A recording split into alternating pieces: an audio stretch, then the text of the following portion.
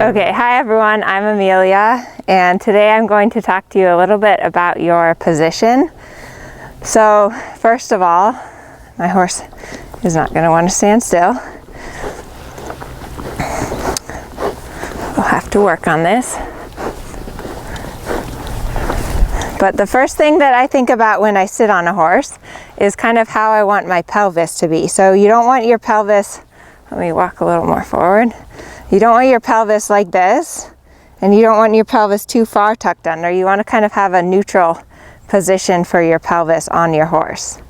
Then I think about my legs. At least for me, my tendency is that my toes want to go out and my knees want to come out of the saddle. But what you actually want is you want your toes pointing forward and your knees into the saddle. So in order to get your toes to point forward, you actually have to rotate from your hip in. So kind of pull the back of your thigh backwards, rotate your knee into the saddle, and then see how that automatically turns your toes forward. So as you ride, you kind of want to think about that. And the reason that you want this position for your leg is that your upper thighs support your seat. So your upper thighs help to turn your horse, they help to keep your seat connected. They're really important pieces for your seat and your overall position. Then as far as my upper body goes, you really want to have like a tall, proud position with your shoulder blades down and back. So one thing that, one stretch that's really good to do, that I like to do, is I put my hand on the back of my saddle, and then I kind of rotate and look the opposite way. And you should feel a stretch like right here in the front of your shoulder, kind of in your collarbone area. And that kind of helps just loosen you up and get you stretching, get your shoulders open. So then when you sit, that you think of having, if you have a heart on your back, and you think that your shoulder blades are, like the top of your shoulder blades is the top part of the heart, and then you want to squeeze the bottom of your shoulder blades together towards your spine to make the point of the heart on your back.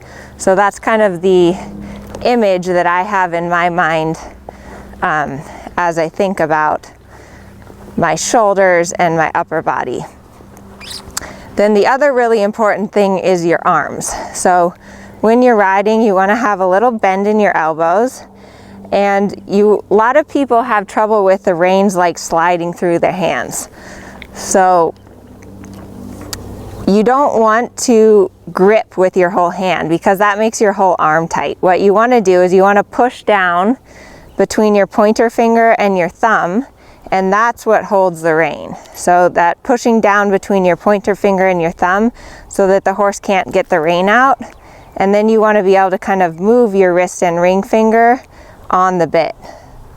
So that's what I think about with my hands. My horse is not patient today.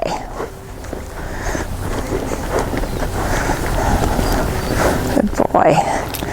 And then also, as far as your arms, think about that the connection comes all the way from the bit through to your shoulders. You don't want to think about just anywhere that there's a brace, but you really want an elastic feeling from the bit all the way to your shoulders. So those are just some tips of things to think about when you're sitting on your horse, how you sit in the saddle, getting those knees pointing forward, knees into the saddle, your pelvis in the right position, your upper body tall. I don't know if any of you guys have ever watched Carl Hester or Stefan, how they sit, but they sit really tall and proud, and that's really important for your seat and also to just give that overall uphill impression to your horses. So I hope this helps you guys, and please comment below if you have any other requests. Thank you.